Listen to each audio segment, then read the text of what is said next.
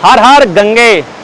नमस्कार दोस्तों, स्वागत है आप लोगों का एक और नई वीडियो में। अभी फिलहाल मैं हूं उत्तराखंड के उत्तरकाशी शहर में और मेरे पीछे यहां पे गंगा जी की कलकल धारा बह रही है।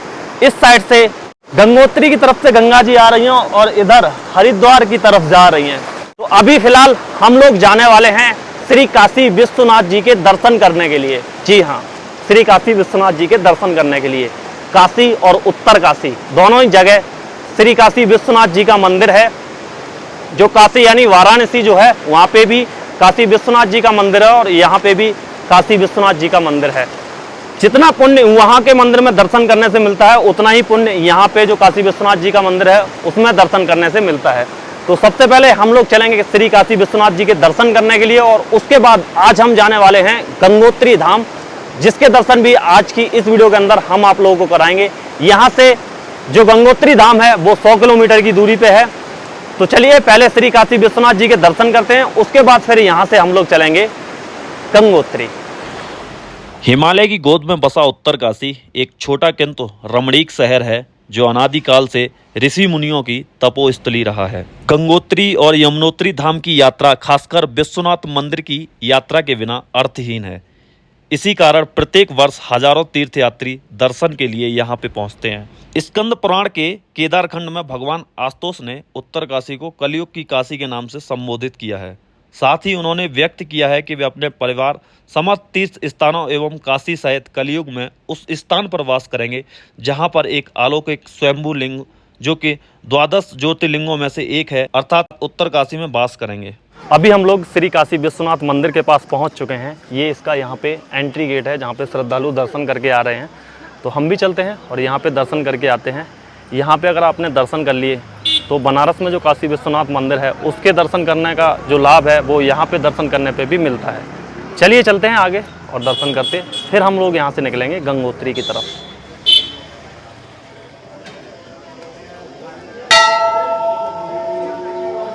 अभी हम लोग मंदिर में दर्शन करके वापस आ गए हैं। मंदिर के अंदर शिवलिंग और नंदी दोनों मतलब विराजमान हैं। पहले अगर आप मंदिर के अंदर प्रवेश करेंगे तो यहाँ पे नंदी महाराज की प्रतिमा है, उसके बाद आप लोगों को आगे शिवलिंग के दर्शन हो जाएंगे। और इस साइड में यहाँ पे अगर देखेंगे तो एक काफ़ी विशाल त्रिशूल लगा हुआ है इस मंदिर के अंदर में। विश्वनाथ मंदिर को लेकर मान्यता है कि इस मंदिर की स्थापना भगवान परशुराम द्वारा की गई थी। यहाँ पाषाण शिवलिंग 56 सेंटीमीटर ऊंचा एवं दक्षिण की ओर झुका हुआ है। गर्भगृह में भगवान गजानन एवं माता पार्वती शिवलिंग के सम्मुख विराजमान है। गृह में नंदी प्रतीक्षारत है। वर्तमान मंदिर का पूर्वोद्वार सन 1857 में टिहरी गढ़वाल की रानी खनेटी देवी पत्नी तत्कालीन राजा सुदर्शन शाह ने करवाया था। मंदिर का निर्माण कस्तूरी शैली में पाषाण के आधार पर किया गया है। मंदिर के निर्माण में पत्थर का प्रयोग किया गया है। विश्वनाथ मंदिर परिसर में अन्य कई मंदिर भी स्थित हैं। इनमें से सबसे महत्वपूर्ण है शक्ति मंदिर जो विश्वनाथ मंदिर के सामने स्थित है। यहाँ देवी एक विशाल त्रिशूल के रूप में विराजमान है। यह त्रिशूल 16.5 फीट ऊंचा है और लगभग 1500 वर्ष पुराना है। यह उत्तराखंड के प्राचीनतम धार्मिक चिन्हों में से एक है। इस त्रिशूल पर तिब्बती भाषा का आलेख अंकित है जो कि भारत और तिब्बत के सांस्कृतिक आदान प्रदान का स्रोतक है। त्रिशूल पर नागवंश की वंशावली भी अंकित है। चलो भाई, गंगा मैया की जय बोल के निकलते हैं यहाँ से और अब हम गंगोत्री जाके रुकेंगे।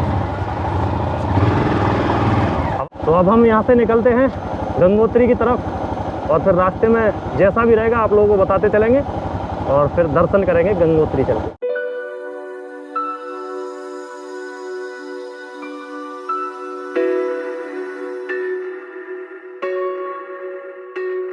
इससे आगे कहीं पेट्रोल पंप है? लास्ट है, लास्ट। इसके बाद कोई भी पेट्रोल पंप नहीं। 700 रुपये का है। 701 रुपये।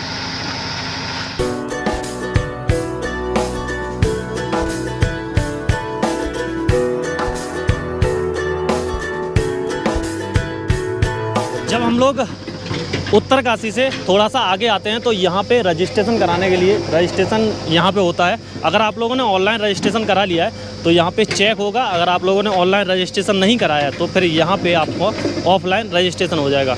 रजिस्ट्रेशन नहीं होगा तो आपको आगे नहीं जाने दिया जाएगा। पीछे ही वहाँ पे एक बैरियर लगा हुआ था, पुलिस का चेक पोस्ट था जहाँ पे चेकिंग हो रही थी, तो उसी से हमको अंदर मतलब भेज दिया गया कि आप अंदर जाइए और रजिस्ट्रेशन यहाँ पे कराइए। अगर आप लोगों ने ऑनलाइन रजिस्ट्रेशन नहीं कराया तो घबराने की कोई भी ज़रूरत नहीं है, यहाँ पे आप लोगों को ऑफलाइन रजिस्ट्रेशन हो जाएगा।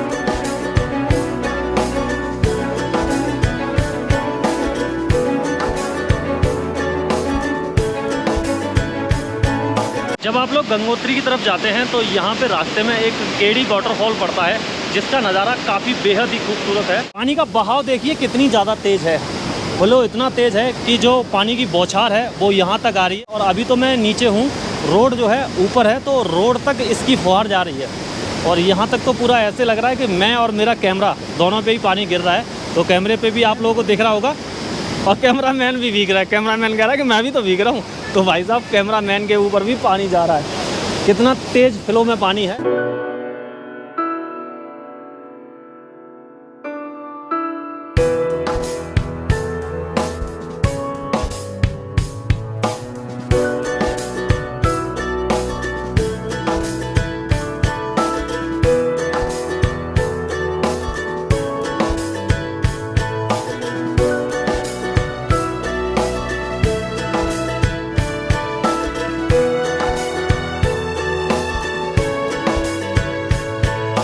यहाँ पे हम लोग रुके हुए थे खाना खाने के लिए और होटल के सामने का जो नज़ारा था ना, एक नंबर भाई साहब। और इसी वजह से हमने इस होटल को खाने के लिए चुना था। और भूख भी हमको काफ़ी तेज़ लग रही थी। हालांकि जहाँ पे मैंने वीडियो रिकॉर्ड किया है यहाँ मेरी आवाज़ नहीं आई है, इस वजह से मुझे वॉइस डबिंग करनी पड़ रही है। तो सामने का नज़ारा काफ़ी बेहद ही खूबसूरत था और इन्हीं नज़ारों को एंजॉय करते हुए हमने यहाँ पे खाना खाया। खाना बहुत ही टेस्टी था और खाना खाने के बाद फिर हमने अपने आगे का सफ़र फिर से शुरू कर दिया गंगोत्री की तरफ।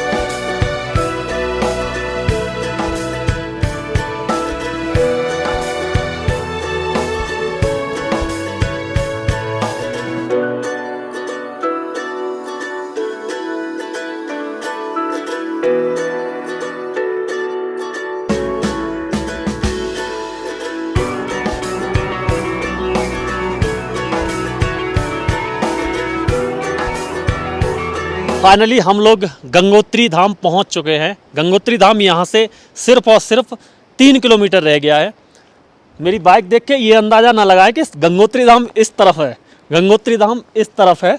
ये जो बाइक है मैंने इसको मोड़ के खड़ा किया है क्योंकि इस तरफ से ये इधर को झुक रही थी, इसलिए खड़ा नहीं हो पा रही थी, इसलिए मैंने इसको मोड़ के खड़ा कर दिया है।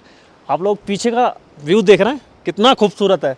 इसी व्यू के पास हमें जाना है, यानी गंगोत्री धाम जो है वो इसी साइड में है, पीछे की तरफ। आज हम गंगोत्री धाम में पहले तो पहुंच जाएं, उसके बाद दर्शन वगैरह करेंगे और कोशिश करेंगे हम कि कल का हमें गौमुख पास मिल जाए। गौमुख ट्रैक करने के लिए हमें पास आज मिल जाए तो फिर कल हम फिर गौमुख ट्रैक करेंगे। अगर कल का मिल जाता तो ठीक है, वरना फिर परसों का देख लेंगे, क्योंकि वहाँ पे गौमुख ट्रैक पे जाने के लिए सीमित मतलब एक वो सीमा रखी गई है कि इतने ही पर्यटक ऊपर तक जाएंगे। वो हम आगे चल के बताएंगे कि कैसी क्या है।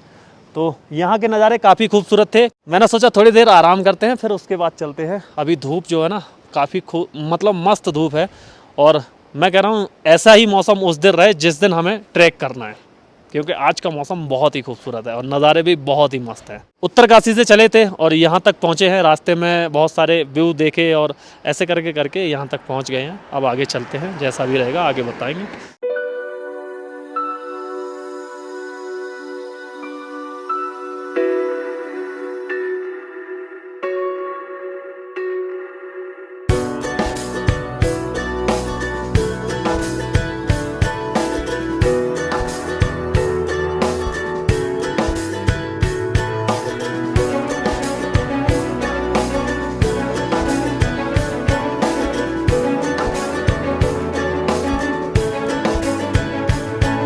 अभी हम लोगों ने मतलब हम लोग अभी गंगोत्री धाम पहुंच चुके हैं। यहाँ पे हमने रूम वगैरह ले लिया है। जैकेट भी मैंने चेंज कर ली है। जैकेट इसलिए पहननी पड़ गई क्योंकि यहाँ पे बहुत ज़्यादा ठंडी है भाई साहब। तो यहाँ पे सबसे पहले क्या था कि हमने जो रजिस्ट्रेशन वहाँ पे कराया था वो रजिस्ट्रेशन हमने चेक करवाया और उसके बाद यहाँ पे अंदर आके मैंने एक रूम के लिए पूछ के, उसके बाद मैं अपनी बाइक को यहीं पर ले आया। बाइक हमारी नीचे खड़ी हुई है, कुछ लोग बैठे हुए हैं बाइक पर। और रूम हमने ले लिया है। रूम हमारा इस साइड में है, अच्छा रूम है, दिक्कत वाली बात नहीं है। अगर आप यहाँ पे आते हैं तो मतलब सही रूम है, इस जगह पे कोई दिक्कत नहीं है। अभी हमने सोचा है कि हम लोग चलेंगे पहले मंदिर में दर्शन करने चलें या फिर गौमुख ट्रैक की परमिशन ले लें। गौमुख ट्रैक की जो परमिशन है वो शाम को 5 बजे से और 7 बजे तक मिलती है, तो उसको देख लें या फिर पहले मंदिर चलें। अब समझ में नहीं आ रहा, मंदिर अगर जाते तो आपको और भी व्यू दिखाते, तो उस वजह से फिर शायद अंधेरा हो जाएगा। तो एक काम करते हैं, पहले नहीं हो तो गौमुख ट्रैक की परमिशन ले लेते हैं और उसके बाद अगर टाइम रहेगा तो आपको मंदिर के दर्शन आज कराएंगे, वरना फिर सुबह कराएंगे। चलिए तब चलते हैं, पहले परमिशन का पूछ के आते हैं। इससे पहले मैं जब गंगोत्री धाम आया था उस टाइम पे मतलब गंगोत्री के कपाट बंद थे। उस टाइम मैं आया था राम तेरी गंगा मैली जो फिल्म यहाँ पे शूट हुई थी ना, उसकी लोकेशन दिखाने के लिए। तो यहाँ पे पूरा बर्फ़ ही बर्फ़ थी यहाँ चारों तरफ मार्केट में, और मैं था, मेरे साथ सत्येंद्र था, मतलब हम 2 लोग थे और 2 लोग और थे, ऐसे 2-3 लोग थे और कोई भी नहीं था यहाँ पे। उस टाइम कपाट बंद थे, पूरा मार्केट वगैरह सब कुछ बंद था, पूरा बर्फ़ ही बर्फ़ थी। अगर आप लोगों ने वो वीडियो नहीं देखी है तो डिस्क्रिप्शन में मैं लिंक दूंगा उस वीडियो का, वो वीडियो जाके देखिए। काफ़ी खूबसूरत नज़ारे थे उस टाइम। हमारा जो परमिट था वो मिल चुका है और बताया कि सुबह ये जो ट्रैक है सुबह 6 बजे ओपन हो जाएगा, जो गेट है वहाँ पे। और यहाँ पे ये जो परमिशन है इसका कोई भी चार्ज नहीं लगता है। चार्ज अगर लगेगा तो मेरे हिसाब से जहाँ पे एंट्री होगी ना वहाँ पे कोई चार्ज लगेगा, यहाँ पे कोई भी चार्ज नहीं लगता है। The next day. अभी हम लोग माँ गंगा के मंदिर के सामने खड़े हैं, यानी गंगोत्री धाम के सामने खड़े हैं। हिमालय की गोद में बसा यह तीर्थ स्थल जहाँ स्वर्ग की बेटी माँ गंगा ने नदी का रूप लेकर भागीरथ के पूर्वजों का उद्धार किया था। ये जो मंदिर है 18वीं शताब्दी में बना था, काफ़ी खूबसूरत मंदिर बना हुआ है। काफ़ी श्रद्धालु यहाँ पे आते हैं। जब हम लोग दोपहर के टाइम पे यहाँ पे आए थे तो बहुत लंबी लाइन लगी हुई थी, अभी कम श्रद्धालु हैं यहाँ पे। थोड़ी देर में गंगा आरती होने वाली है तो वो भी आप लोगों को दिखाएंगे और मंदिर के अंदर जाते हैं, दर्शन करके आते हैं। वैसे हमने कल भी यहाँ पे दर्शन किए थे, आज भी जाते हैं और दर्शन करके आते हैं, क्योंकि अभी कोई भी नहीं है बिल्कुल। अगर आप देखेंगे तो मैदान खाली है, एक एक लोग जा रहा है मंदिर में दर्शन करने के लिए। शाम के समय अगर आप आते हैं तो यहाँ पे आराम से दर्शन कर सकते हैं, क्योंकि शाम के समय जो श्रद्धालु हैं बहुत ही कम होते हैं।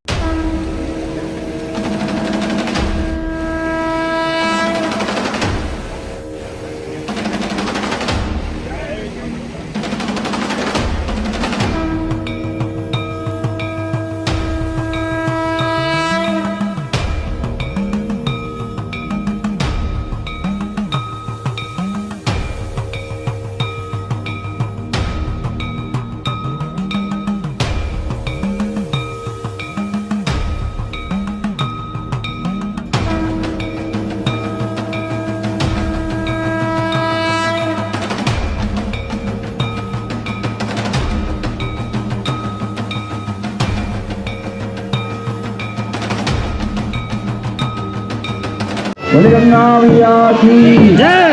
सभी यात्रियों से निवेदन कृपया पीछे पीछे हो जाए और अपने स्थान पर बैठ जाए। कल शाम को हम लोग यहाँ पे थोड़ा अंधेरा हो गया, वैसे हम लोगों ने आरती देखी थी।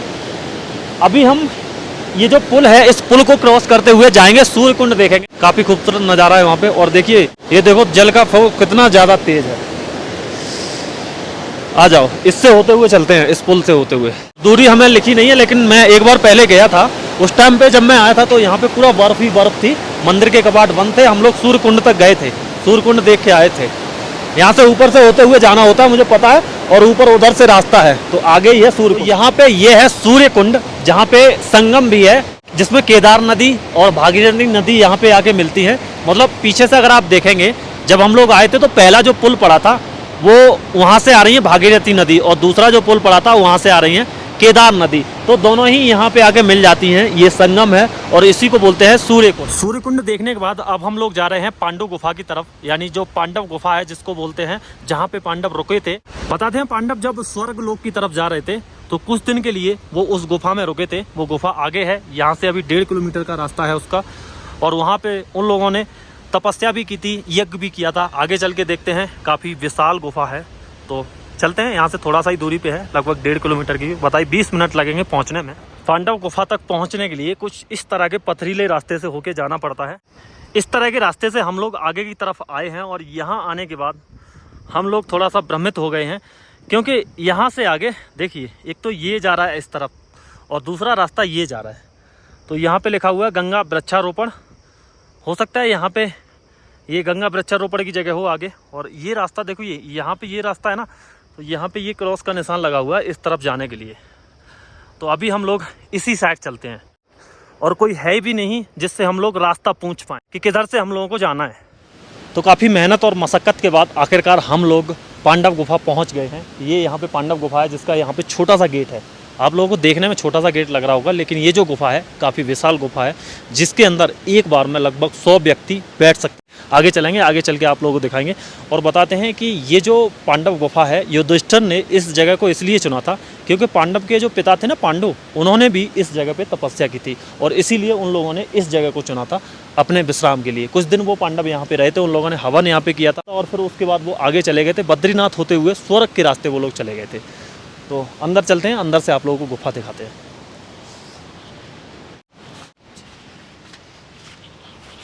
जय हो। स्वामी जी ये वही गुफा है जहाँ पे पांडव रहे थे? हाँ भाई, स्वर्गारोहण के समय। स्वर्गारोहण के जब वो लोग स्वर्ग जा रहे थे उस हाँ, समय? वो समय की बात है। उस समय की बात है। हाँ, बात की बात है। तो कुछ दिनों तक यहाँ पे वो लोग रहे थे। हाँ भाई, अच्छा, इसको पांडु गुफा क्यों बोलते हैं स्वामी जी? इसीलिए पांडव गुफा बोलते हैं। पांडव यहाँ पर रहे हैं वो समय। नहीं, जैसे पांडव रहे थे और पांडु जो थे। पांडव की बात नहीं है, पांडव की बात है। अच्छा, हाँ, नहीं पीछे हमने देखा वहाँ पांडु गुफा भी लिखी हुई थी और पांडव गुफा भी लिखी हुई थी। पांडव गुफा है वो, पांडव गुफा अच्छा, लिख दिया होगा किसी अनजाने अनाड़ी ने पांडव गुफा। हाँ। ये पांडव गुफा है। कुछ किंवदंतियाँ ऐसी हैं ना कि लोग बताते हैं कि पांडव के जो पिता थे पांडु, उन्होंने भी यहाँ पे तपस्या की थी। ये कथाएं अनेक हैं। हाँ, जैसे राम जी की अनेक कथाएं हैं, ऐसे उनकी भी अनेक कथाएं हैं। कृष्ण जी की भी अनेक कथाएं हैं। कोई किसी विधि से कहता, कोई किसी विधि से सुनाता है। विधि एक ही है, सार सबका एक ही है। दोस्तों, इस गुफा के बारे में ऐसा कहा जाता है कि बाबा रामदेव ने भी अपने शुरुआती वर्षों के दौरान यहाँ कुछ समय बिताया था। बाहर से गुफा बहुत छोटी दिखती है लेकिन अंदर से गुफा एक बड़ी जगह प्रदान करती है जो पांडवों द्वारा यहाँ समय बिताने की कहानी को विश्वसनीय बनाती है। वर्तमान में यहाँ एक बाबा रहते हैं जिन्होंने अंदरूनी हिस्से को देवी देवताओं की तस्वीरों से सजाया है। इस जगह का पौराणिक महत्व अछूता है। इस तरफ माँ भागीरथी बह रही हैं और ये गुफा का दूसरा छोर है जहाँ पे बहुत ही, देखिए, बहुत ही सकरा एक रास्ता है जिसके अंदर से जाया जाता है और अंदर काफी विशाल गुफा है।